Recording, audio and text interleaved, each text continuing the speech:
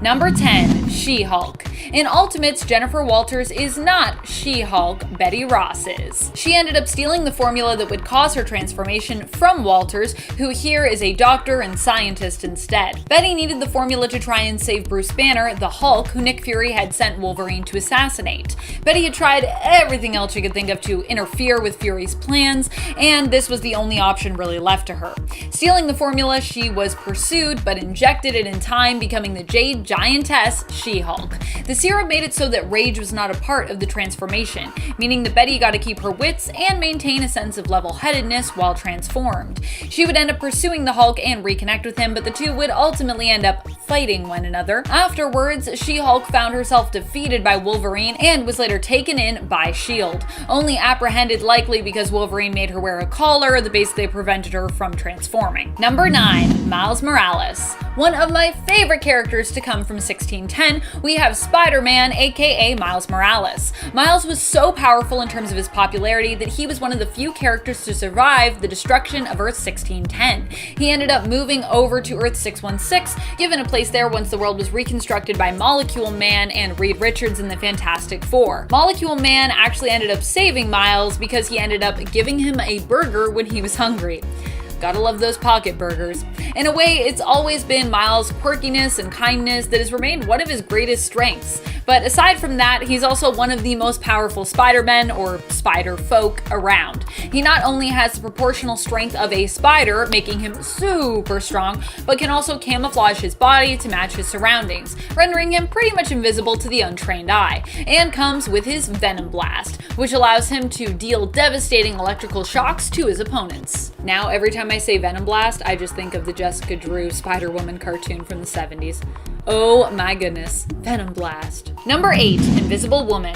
Sue would end up in the ultimate reality married to Ben Grimm, but initially would fall for Reed, just like in the Earth 616 reality. She would also stay loyal to him for quite some time, despite the fact that, like on Earth 616, he tended to become obsessed with science to the point of, well, kind of ignoring her.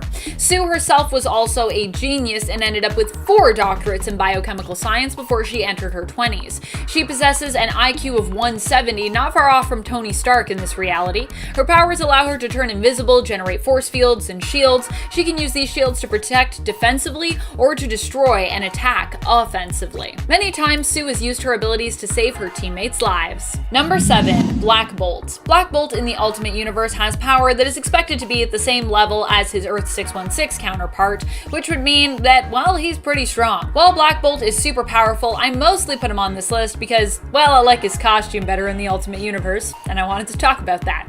I know that doesn't make him more powerful having a cooler outfit, but he still is likely one of the most powerful heroes in all of the Ultimate Universe, just like he is one of the most powerful in the main continuity besides. But also, that costume though.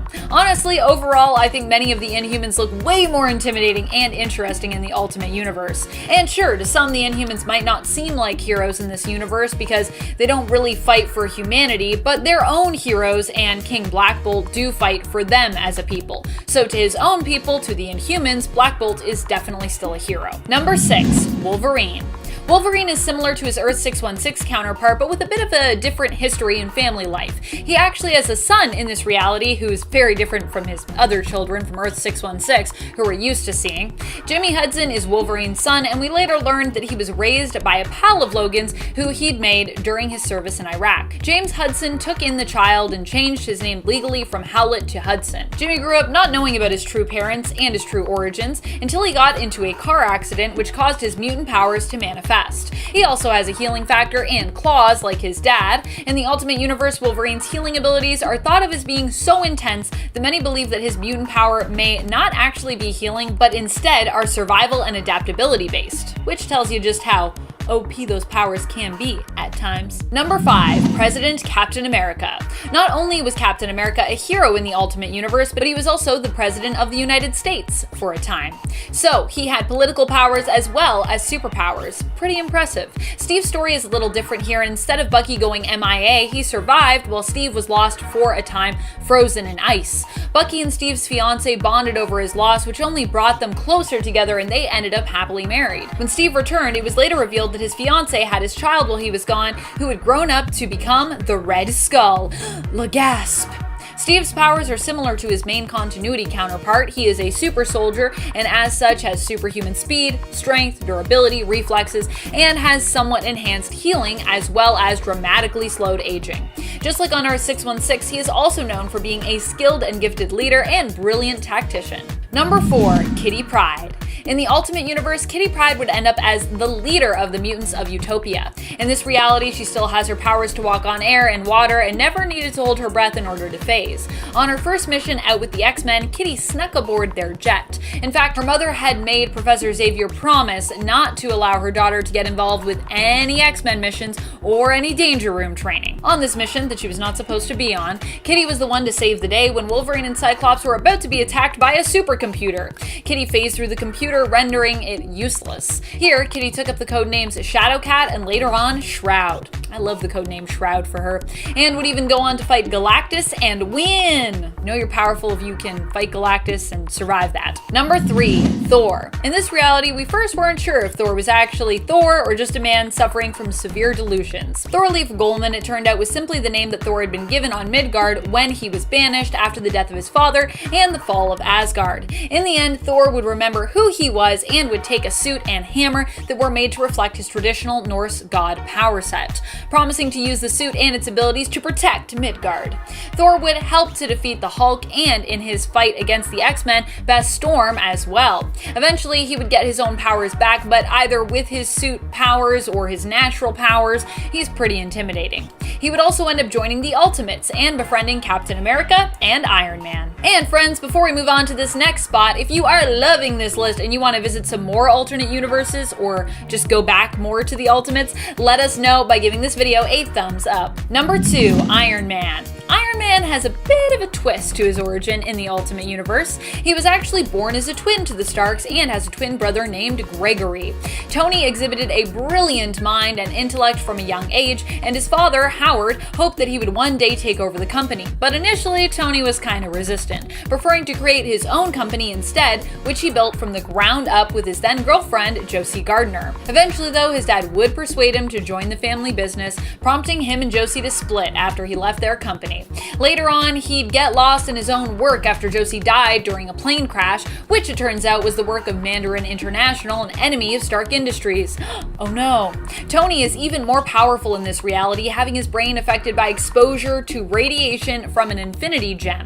This granted him the ability to communicate and control technology with his mind. He can kind of do that in 616, I think, but I don't know if it's to this extent. Number 1. Captain Marvel. Yep, in the reality of the Ultimates, Rick Jones is one of the most powerful heroes around. I know, it sounds crazy, but this is because here he isn't just a friend to many heroes and like BFF of the Hulk. Instead, he is a hero in his own right. He was granted powers by the Watcher, given powers strong enough to enable him to save the planet.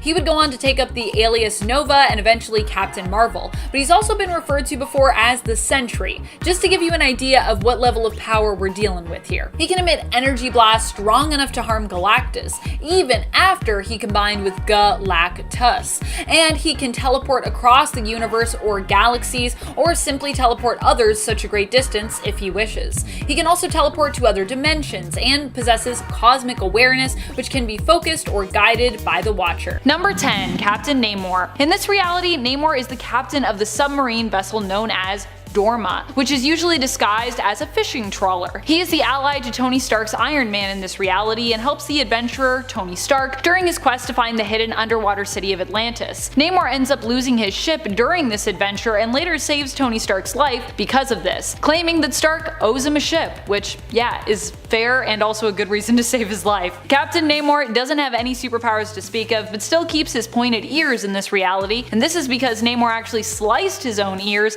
and the ears of his crew to help him identify them, making their ears resemble shark fins. I mean, ouch, but hey, it does look cool. Number 9. Angel. Thomas Holloway was the hero known as Angel. He and his twin brother Robert grew up at Welfare Pen, where their father was a prison guard. As such, he learned much from the inmates at Welfare Pen about the criminal underworld as he grew up. After the corrupt system resulted in the death of their teacher, Sean Cassidy, and later their father, who took his own life, Thomas was taken in by a well-off family who raised him. He and his brother Robert worked together, aiming to make the world a better place, becoming both investigators and vigilantes. Thomas Holloway was given the nickname Angel when he was a kid for saving one of the prisoners at Welfare Pen from the electric chair. He would later adopt this name as his superhero mantle. Angel didn't actually possess any superpowers per se, but he was a skilled acrobat, fighter, and detective. And in the Noirverse, that's all you really need here. And friends, before we move on to the next spot, just a quick reminder to click that like if you want to hear about maybe more from the Noirverse, or maybe just more from alternate realities in general. Ooh, alternate realities. Number 8. Wolverine. Wolverine in the Noirverse is still pretty powerful, but is not a mutant with powers in this continuity. Still, he does fight with his signature trademark weapons, his claws. Except that the claws we see him brandish in the alternate reality of Earth 90214 are weapons and not actually his own bones. Wolverine, oddly enough, has two different backstories in Noir, and it's never really explained as to if they actually connect, are related, or rather which is considered to be the actual true one in this continuity. In one series we see him as a bootlegger who spends most of his days intoxicated, and in another he is known as a hard-boiled detective with a dark and troubled past. Either way though, he's still tough as nails and the best at whichever he does.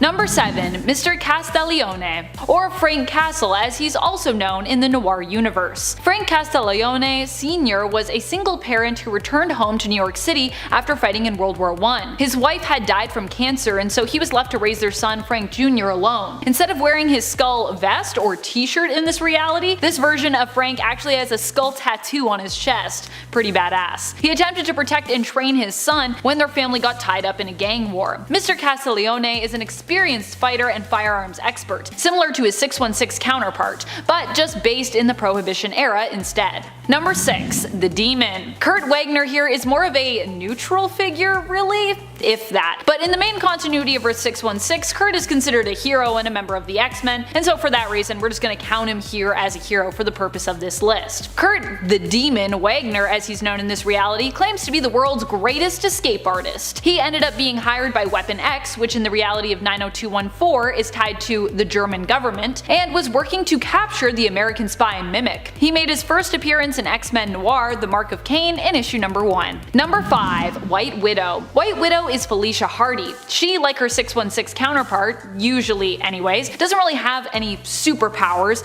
in this universe of Earth 90214. She also becomes infatuated with Spider-Man here, but is primarily involved with various villains and mob bosses. Before all of that though, she was the lover of Benjamin Urich, and acted as his contact when it came to gathering evidence on various officials and basically looking at all the corruption that was going on in the city. She managed to gather this information through her club, the Black Cat. After Urich's death, Felicia confronted his murderer, the Chameleon, who was disguised as Jonah Jameson, Urich's employer, and shot him to death. I love how much of like a fatale she is in this. It's so cool. Number 4. Daredevil. I actually really like this alternate version of Daredevil. I like him a lot. His power is very similar to his Earth 616 counterpart, and like his main continuity version, is also blind. But what I really love about him is his backstory. He became blind after attempting to defend his father, a boxer, who was attacked in front of him and killed for not throwing a fight. Young Matt attempted to defend his father, and as a result got his head smashed into a wall, causing him to become permanently blind. Daredevil here also gets his alias from his profession as a stage performer, where he is known for his amazing stunts, hence his name. While he isn't a lawyer here, he does assist his friend Foggy Nelson, who in this reality is a detective. Everybody's a detective in the Noirverse. I love it. Number 3. Punisher. Punisher Noir, as he's known, is Frank Castiglione Jr., the son of Frank Castiglione Sr. His whole vengeance mission is actually about avenging his dad's death as opposed to his children and wife. Caught up in a gang war after refusing to pay the Schultz's protection money, Frank Sr. was attacked, and Frank Jr. decided to take up arms and get revenge for his father's death. Frank Sr. had taught his son well, preparing him for what he knew would be the war to come as a result of their choice to not pay that protection money. As such, the Punisher here is very similar to his 616 counterpart when it comes to his skills with weapons,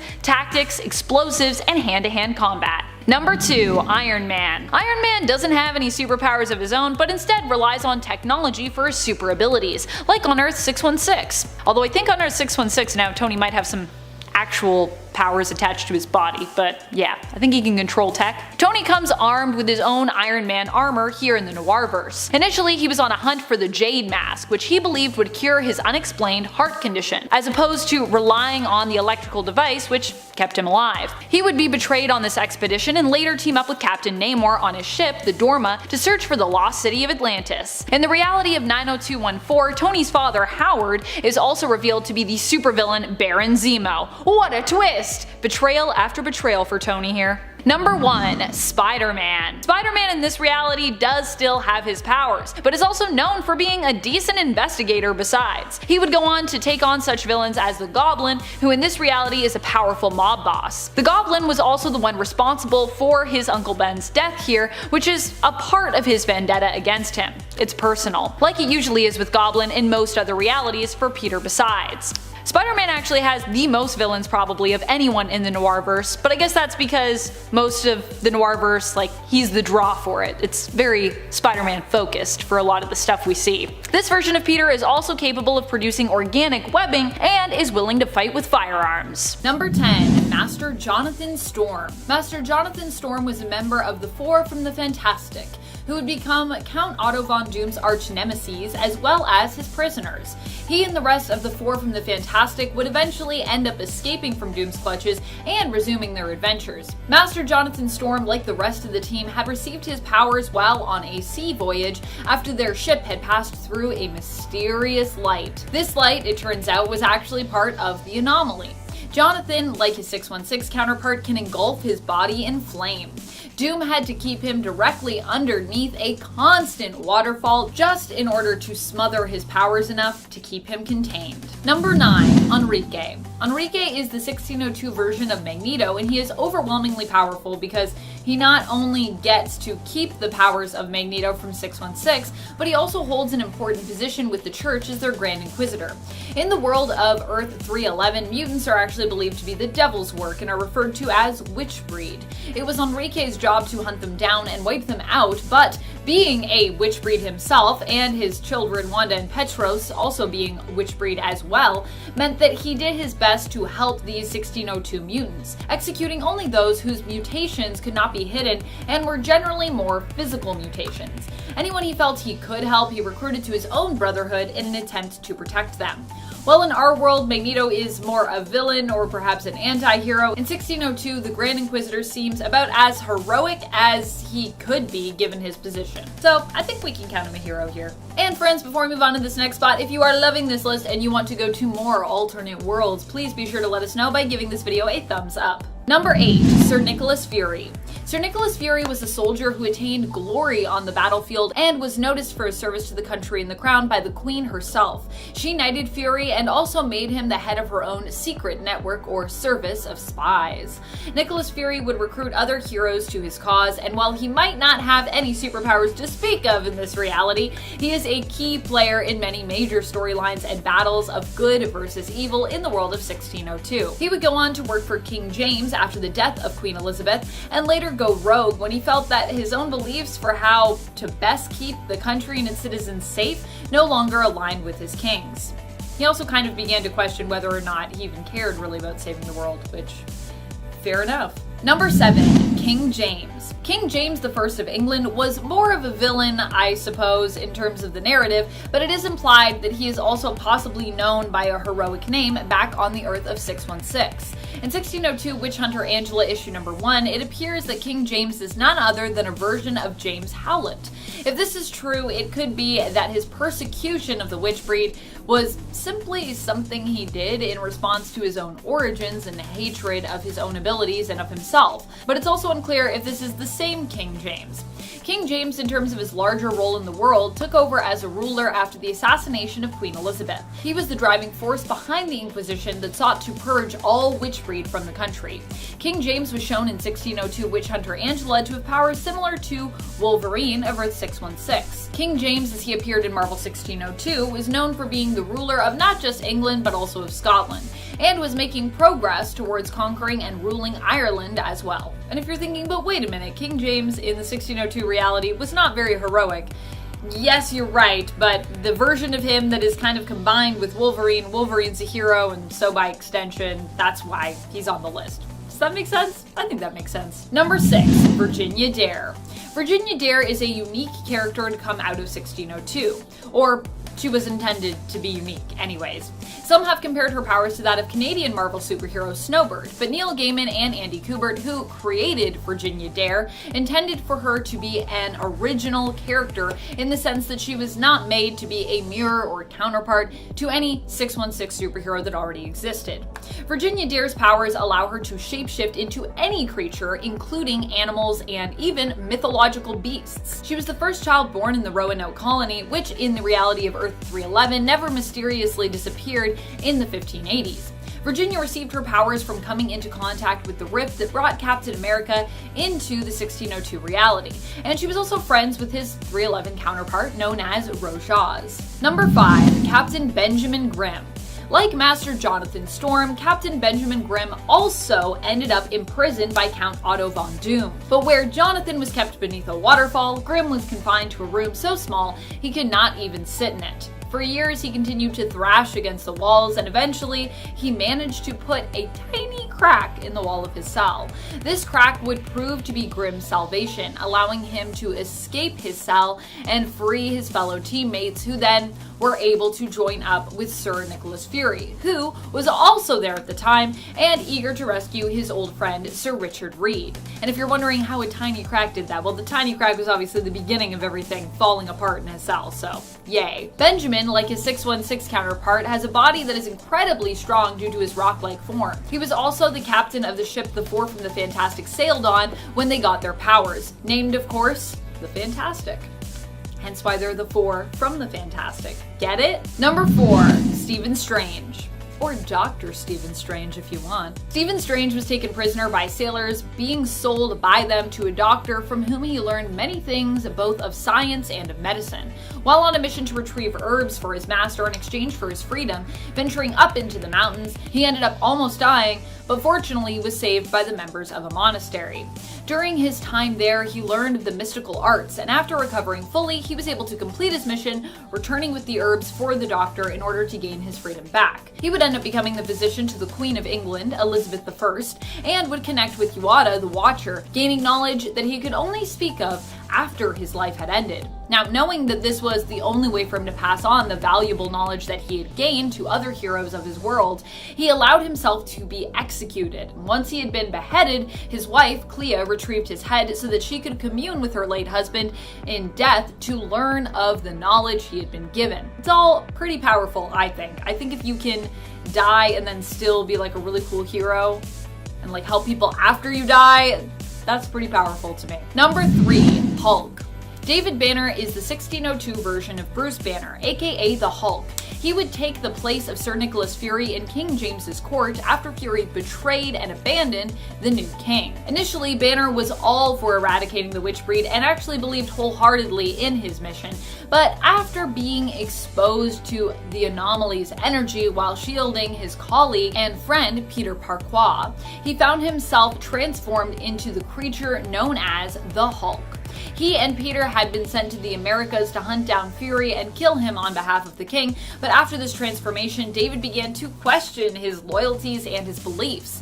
He would eventually return to England to surrender, but during his execution would actually transform into the Hulk and then kill King James. So I feel like if you kill a king, you're pretty powerful as well. I mean, the Hulk is just powerful in general. I think we can all agree. Number 2, Angela the Witch Hunter. As we learn in the main continuity, Angela of Earth 616 is actually Thor's lost sister. But in Earth 311, Angela was introduced as merely a mortal witch hunter who was tasked with hunting down and eliminating witch breeds on the behalf of King James. Later on, during Secret Wars, we would come to know her as a witch hunter who instead hunted demons at least they seem like demons to me, referred to here as Faustians. Often these were characters we knew from 616, but then twisted into something evil in the style of the 1602 reality. So, having 311 counterparts like Captain James Buchanan. Angela traveled around with her lover and her companion Sarah, working to eliminate these Faustians in order to protect communities all over England from their villainous ways. She is immensely powerful in the end, becoming sort of a combination of her own 616 self and Enchantress after defeating Amora in this reality, but also becoming cursed with her power as a result. But even if you're cursed with power, you're powerful. Number 1, Thor of the Thunders. Or just Thor, or Donald the Ancient One. Donald the Ancient One is the old member of the Templar Order who ends up forced into becoming the mortal host for the pagan god known as Thor of the Thunders. This transformation happens when Donald is forced to defend himself and those he travels with while transporting the Templar artifact disguised as a stick that is really Thor's hammer Mjolnir. Thor is obviously one of the most powerful superhero characters in Marvel Comics, and he remains so even in this alternate world belonging to the 1602 universe of Earth 311. Thor is always super powerful. Ta-da! That's what happens when you can control the weather and thunder and lightning and all sorts of cool stuff. Number 10, Kasper Cole. Kasper Cole is now known as the White Tiger, but initially we knew him as an alternate version of Black Panther in the 616 reality. Kasper Cole was created by Christopher Priest and Dan Fraga, and first appeared in the 1998 series of Black Panther in issue 50. Kevin Kasper Cole was a police officer who was itching to get a promotion and decided to start wearing a Black Panther suit he'd come across while working the beat in hopes that it would give him the edge that he needed to win said promotion. Instead, it only helped to bring him into the direct line of fire by his crooked lieutenant, Sal, who aimed to have him killed. Fortunately, the suit protected Kasper and saved his life. He was fired from the force but would continue to operate as the vigilante Black Panther in NYC, working to take down his crooked lieutenant. Kasper would be given a synthetic version of the heart-shaped herb, which grants him his superpowered Black Panther-like abilities, and he also possesses, of course, all his training and skills learned from his job as an officer. Number 9, Earth 11080 Shuri. This alternate version of Shuri also becomes known as Black Panther. She first appears in Marvel Universe vs. the Punisher issue number 1 and hails from the alternate reality where a viral outbreak turns the world's inhabitants into feral, mindless cannibals.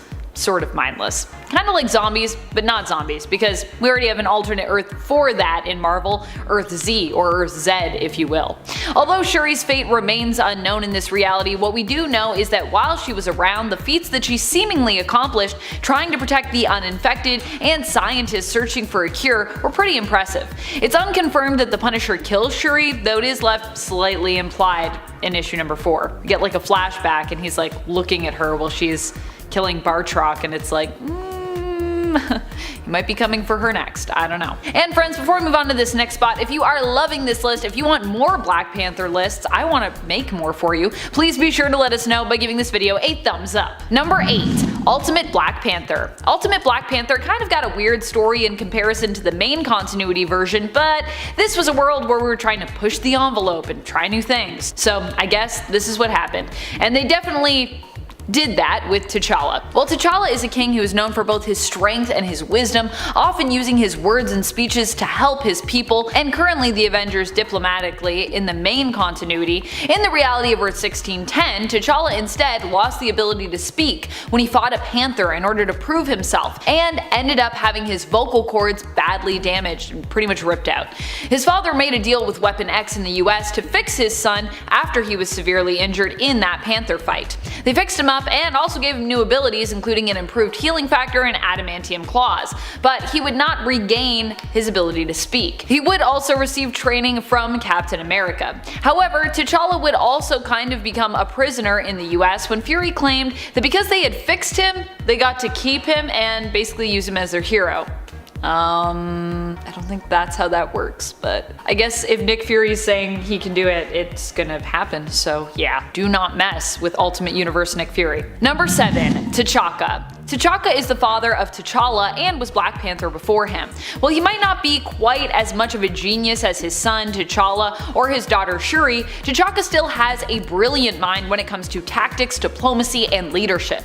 Like the Black Panthers who would come after and who came before him, T'Chaka had also ingested the heart-shaped herb, which granted him his superpowered abilities, including super strength and super speed. T'Chaka was also in peak physical condition and was an extremely experienced and skilled martial artist. Number 6. T'Chaka 2. Or T'Chaka II. This version of Black Panther comes to us from the Exiles Volume 2 out of 2009. He made his first appearance in issue number 1 of that series. T'Chaka II was named after his grandfather and is the all-powerful son of Storm and Black Panther from the alternate Earth of 1119. We haven't seen too much of him in the comics, but it's safe to assume he has the powers of Black Panther, despite him going by the alias of just Panther. And he's likely an all-around formidable fighter and leader, being the son of two very powerful heroes. He also packs a mean Wakandan nerve pinch. Gotta love that. T'Chaka II was created by Jeff Parker and Salvador Espin. Number 5. Queen Shuri. Shuri would go on to become the Queen and the Black Panther after T'Challa slipped into a coma in the main reality of Earth 616. Shuri has always wanted to become a fierce warrior ever since she was a child, and she was prepared to take on that role. Not only did she prove to be a great warrior, but she was a strong leader who refused to lay down arms in the war against Atlantis, just as her brother had before her. Shuri not only has the power of the heart-shaped herb, but her soul would travel to the Djalia, and there she would receive extra training, and when she returned to her body, have extra abilities and powers as a result. So not only does Shuri have all the skills she developed herself growing up, but she also now can turn into a bird or birds, possesses a rock form, and can travel to the Djalia plane and even reanimate the dead. So pretty powerful. Number 4. Ngozi.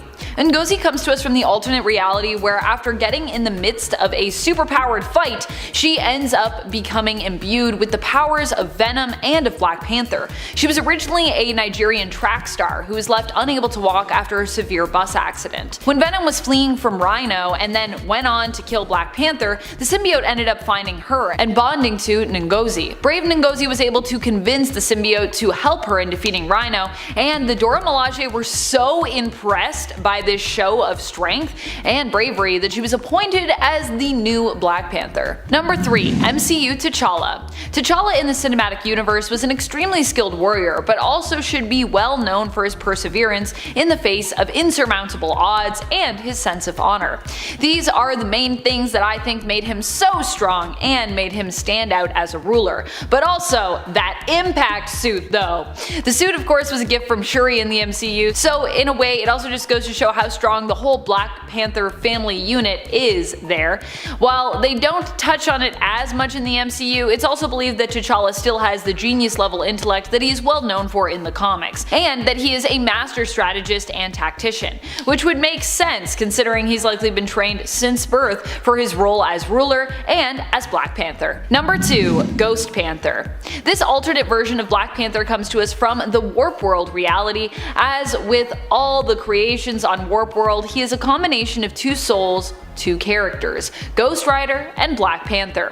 Warp World was created when Gamora used the power of the Infinity Stones to fold the universe in half, merging together everything within it, so we got these sweet combination characters. I love it. T'Challa here possesses the powers of both of these heroes. He was a Wakandan prince who was exiled for his arrogance, and ended up becoming a motorcycle stuntman, taking up the show name Johnny Blaze. When an accident left him close to death, he was made an offer by Zarathos, great power in exchange for becoming her servant. T'Challa refused, but would later accept Zarathos' offer under different circumstances after learning his father had been murdered. Number 1. Killmonger. While T'Challa is an amazing ruler, has a brilliant mind, and is an impressive, unstoppable fighting force, Eric Killmonger from the comics has received a lot of power-ups over the last few years that would probably put him above MCU T'Challa, I would say. Eric has ingested the heart-shaped herb and lived to tell the tale despite not being of the Royal Panther tribe bloodline and basically being put into a coma because of that. He's also gone to outer space, ruled the intergalactic empire of Wakanda as Emperor Emperor Killmonger, been resurrected, and been given even more strength, and also is bonded with a symbiote of Clintar. He is the definition of an overpowered villain. Number 10. 1602 Spider-Man. In part 1 of this list, we mentioned Spider-Man 2099, so for part 2 we had to wind it back a little bit. Peter Parquois,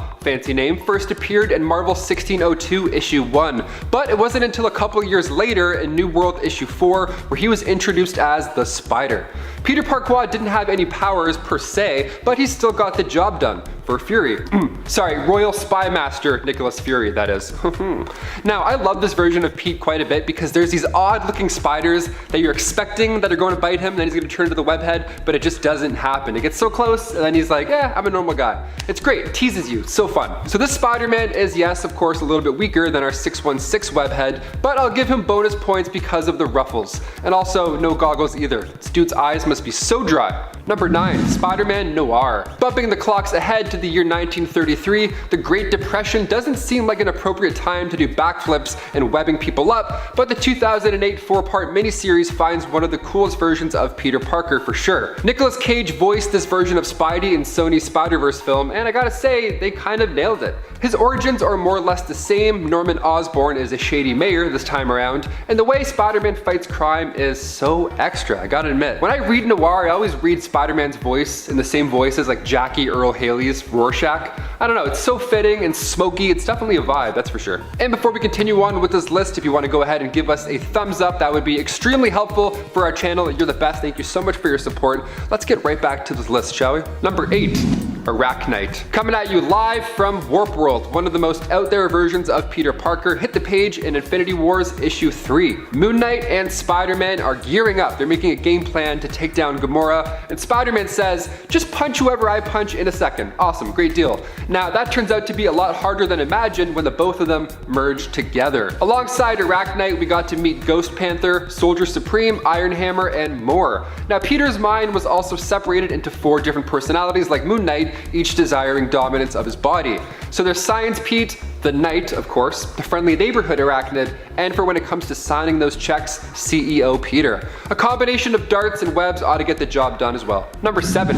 Spider Kid. Making his first appearance in Spider-Force issue 1, Earth 218 Peter's childhood is actually a little darker, believe it or not. Both of his parents passed away in a car crash tragically, and Uncle Ben was much more different after that. He was a mean old man. He was abusive to Peter, so much so that Peter actually scrapped the family name. He started going by Charlie Parker. Charlie was a troubled kid naturally. It wasn't his fault at all, but he had to spend 2 years at the Administration for Child Services and then 2 more years at Horizon Juvenile Detention Center. Now his powers didn't arrive until he was 13 after that, and then he had to bust dealers just to get by. Charlie was recruited into the Superior Spider Army by Ashley Barton, who would call Charlie Grandpa, because of the resemblance of her grandfather Pete from her reality.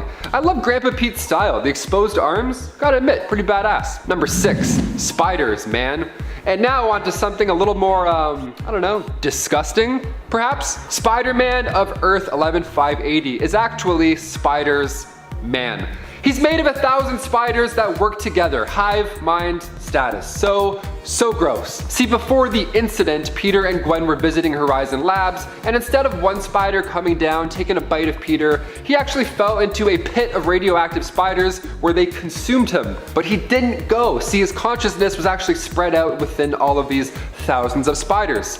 So much worse, way worse, I would say. Even on the cover of Spider-Geddon issue 3, it grosses me out. You see all of them and they're great, all the different alternate Spider-Mans, and then you see him and his mask is ripped, there's spiders coming out. Like, no, I don't want your help. I want anybody's help but you. Go away. He's actually quite similar to Carl King, who came around in comics much earlier with Spider-Man's Tangled Web issue 1.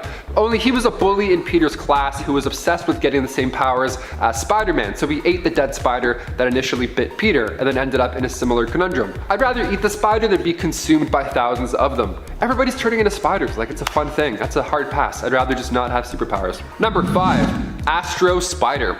Jumping on over to Earth 3145, making his first appearance in Spider Force issue 1, John Jameson was the son of Jonah Jameson. He was an astronaut for NASA, and during one trip a spider got trapped in his suit, which already sounds like a nightmare scenario. But when the space shuttle was then hit by cosmic waves, John obtained these amazing new abilities that all merged together. Now he didn't come home and stop bank robbers one quip at a time. See, his Earth was actually destroyed by a thermonuclear war, so Jameson was assigned to oversee the construction of a spacecraft on the Nautilus platform. He, along with 35 others, are the last of humanity. So it's a little bit different than our, usual Earth 616 scenario. John can also read minds and create webs of solid telekinetic energy. He met his fate a few issues later when he was feasted on by Verna. Sometimes being a spider totem sucks. Number 4, the Savage Spider-Man. Less space and more savage land. This Peter Parker entered comics in Vault of Spiders issue 1. When a plane went down over Antarctica, Peter was the only survivor in his family. Now he didn't have powers just yet, but he survived using the only remaining parachute. Tragic stuff. Now during his rough emergency landing, the wind led him to touch down in a nest of giant spiders. And then they all just bit him non-stop until he himself gained these spider abilities, and then soon he was the new protector of Savage Land. Now later on he was recruited into the spider army by Ghost Spider to fight off the inheritors back on our Earth 616. Number 3, Hostess Cakes Spider-Man. I think it's time we talk about one of the craziest versions of the webhead, and perhaps one of the yummiest, I'll say. Besides Spiders Man, it's pretty yummy too. So not only is Peter dishing out quips and flips, but he's also feeding the world. This version appeared for the first time in an ad for Hostess Twinkies, so naturally its own Marvel universe had to exist to house such a reality. And also it's fun to talk about. So when it came down to taking on these supervillains, Spider-Man wouldn't resort to violence to get the message across. Instead, he would just huck Twinkies. He would huck fruit pies, chocolate cakes, all the treats, just coming at ya. It's so yummy. And funny enough, in Spider-Verse issue 1, the cakes are referred to as golden sponge cakes, to avoid trademark issues, then they get sued. That's also the same issue where we see the end of said golden sponge cake Spidey. Short but sweet. Number 2, Superior Spider-Man. Starting in 2013, this version is the outcome of the Dying Wish storyline, where Dr. Octavius planted his mind inside Peter Parker's. That's right, the two ended up switching bodies like it's Freaky Friday, only with super abilities, but that was fun. Otto Octavius was dying, and when Peter visited, he had no idea it's actually his own deathbed that he was looking at. Let me explain. So right when Otto Octavius switched into Peter's body, he discovered what it was really like to be a hero. He understood the whole with great power comes great responsibility thing. Having retained Peter's memories as well in this new skin suit, he decides to just go for it and fight crime, but he does it in a horrible way. He's not really sure how to balance the scales of justice just yet. He was violent when it came to handling these guys. Otto even enlarged the suit's talons to cause greater pain to his victims. Like, is he Jigsaw? Who does this? He modified the nano spider tracers as well that get ejected from said talons to paralyze the victims. Green Goblin and his army attacked, and then it was then that Otto Octavius realized he wasn't meant to be the sticky hero that he wanted to be. After coming to terms with the fact that Peter's consciousness still exists inside of him, he decided to sacrifice himself, allowing Peter to become the superior Spider-Man. Number 1, Spider-Boy. Another fun amalgam making his first debut in Marvel vs. DC issue 3, residing on Earth 9602, Spider-Man mixed with DC's Superboy. I mean, I smell power. Need I say more, really? Spider-Boy is a clone. Now he's a clone of Peter who was created during an accidental lab explosion. Now General Ross felt responsible, so he adopted the young clone, Pete Ross and Uncle Jen. They were a fun pair until Thaddeus was taken out by a mugger. Sad stuff. So Pete now became the hero. He put together a suit, became famous almost overnight. Now back when he returned to Project Cadmus, Pete was given a web pistol to help him swing around. And on top of that, he can increase his own personal gravity to help get things done. He can focus gravity inwards to make himself stronger and move faster, or he could lower gravity around himself in order to jump higher and further. OP, I would say you're pretty OP at that point. Number 10, Thor of the Thunders. Thor of the Thunders is also known as the man named Donnell, an old man who hails from the reality of Earth 311, the world often referred to as 1602, which was created by Neil Gaiman and Andy Kubert. Thor of the Thunders was the godlike form that Donald took upon slamming his artifact, a wooden stick, to the ground. The Doom of this reality attempted to steal this magical artifact but was unable to do so, as he dismissed the stick, which Donald then used to transform into his Thor form. Thor of this reality is believed to be the god of storms, thunder, lightning, and agriculture. His very existence is considered very controversial considering the time period and the power and beliefs belonging to the Catholic Church. Number 9. Thunderstrike. Eric Masterson might not be around in the comics anymore, but when he was around, he was pretty powerful. He became merged with Thor Odinson for a time, and at one point replaced him as Thor as well. Eric was considered worthy enough to wield Mjolnir, but is also known for his own specific weapon, which also inspires his superhero name of Thunderstrike, based on the Thunderstrike mace. Eric died before he could even fully comprehend all the power that the mace offered. One of the most powerful abilities it granted, though, in my opinion, was that of teleportation, allowing Eric to open up portals to anywhere he chose, even allowing him to travel to other dimensions, or possibly alternate realities. Transdimensional travel capabilities are always super OP to me, especially when they come from a time period where they weren't as clearly defined, meaning that they could basically be as limitless as the story required. Them's the best time for crazy powers. The times when we didn't have to define anything. And friends, before we move on to this next spot, if you are loving this list and you want more like it, be sure to show us by giving this video a thumbs up. Number 8. Asgardian. Billy Kaplan as Wiccan is definitely ramping up to be one of the most powerful characters in the Marvel multiverse, but before he was known as such, he went by a different name and style. When he was just starting out as a hero, Billy was a member of the Young Avengers, and inspired by Thor, took up the mantle of Asgardian, styling himself as such. The name didn't end up sticking, and only lasted for a few issues before he decided to change it to Wiccan in issue 6 of Young Avengers, which more suited his magic-based power set. However, it is important to note that Asgardians are known for being tied to magics as well, so while Billy was just starting out and the name didn't last long, in a way his magics do kind of tie him to the Asgardians, who are also sometimes known for being mystical. They are mystical, cosmic, and mythological, but it depends on the story as to which aspect is more highlighted. Billy, as Asgardian in this Thor Styles, is really only being ranked so low for his lesser ties to Thor, but power level wise at this point, he's pretty off the charts. Number 7. Groot Thor. Groot Thor is one of my favorite alternates. He appeared as one of the members of the Thor Corps on Battleworld. Other than the reality of Battleworld, we don't really know exactly where he comes from. He could even perhaps be a combination of two alternate characters for all we know. Anything is possible on the patchwork world of God Emperor Doom's Battleworld. Groot Thor, however, possesses the combined powers of both Thor and Groot, presumably from Earth 616, which would make him pretty crazy powerful, as both of those heroes are capable of great feats. So combine their abilities and you get one strong and capable character. Groot Thor ended up joining up with Jane Foster, who is also Thor, in the rebellion against God Emperor Doom, whom the Thor Corps originally worked for. Instead of only saying "I am Groot," he instead only speaks the phrase "I am Thor," which makes me laugh. It's great. I love Groot. He's one of my favorites. Number 6. RUNE Thor. RUNE Thor is one of the alternate Thors who appeared on Battleworld as a member of the Thor Corps. His fellow Thor ended up turning against him after they realized that RUNE Thor had turned pretty evil and was killing all the alternate Jane Fosters and Donald Blakes that he could find. RUNE Thor proved powerful enough to beat and eventually kill, as a result of his injuries, an alternate version of Beta Ray Bill, also part of the Thor Corps, who was known as Stormbreaker Ray. RUNE Thor, however, would also be taken down in the end by another member of the Thor Corps who was investigating the case involving the missing persons. The Janes, the Donalds, the missing persons. Number 5. Ultimate Thor. Thunderer Thorleif, as he was known during his Battleworld days, was the one responsible for defeating RUNE Thor and killing him in the end. This version of Thor initially forgot who he was, and for a while in the Ultimate line, he was just a nurse by the name of Thorleif Goleman, who believed he was human. In the end, however, Thor would begin to remember Asgard, experiencing what others believed were delusions. Even readers thought he might actually be going insane, and we weren't really sure if he was really Thor or if it was all in his head, but later on it was revealed that he was in fact the real deal, the Norse god of thunder, and the real Thor in the Ultimate Universe of Earth 1610. Thor was established as one of the most powerful characters in the entire Ultimate Universe, and even when he doesn't have his innate powers, which would later be restored to him by Odin, he has his EDI biomechanical suit to back him up, which grants him abilities and attributes similar to his godlike ones. Number 4. Goddess of Thunder.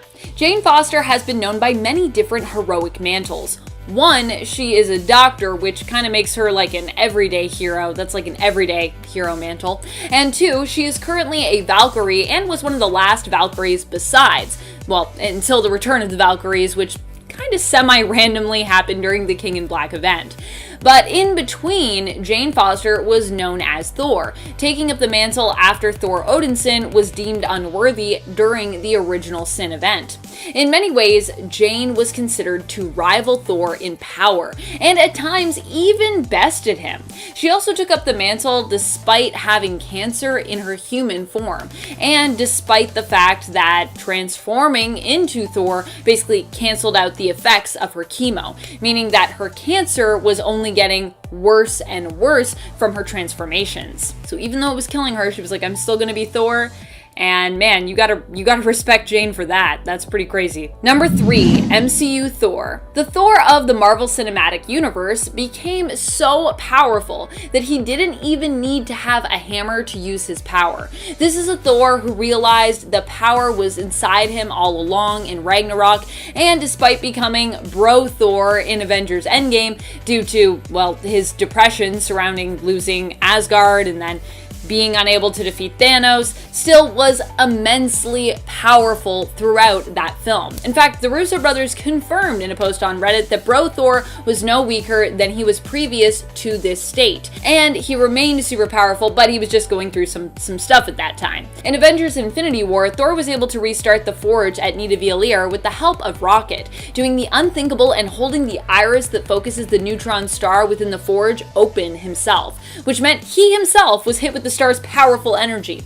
Thor held the iris open long enough to ensure the top of Stormbreaker at least was forged, which when you think about it and you talk about it, it's kind of weird. But when it happened in the movie, you were like, oh, that's nice. Number 2, Beta Ray Bill.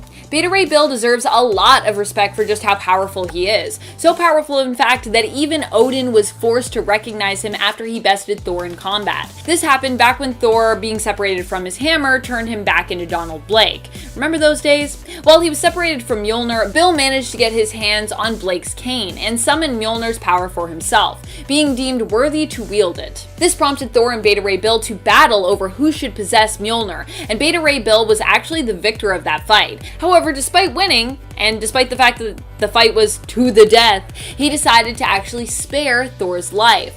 Odin decided to acknowledge his power, seeing how great of a warrior he was, and made him his own Asgardian weapon to wield moving forward, known as Stormbringer. Also, Scuttlebutt.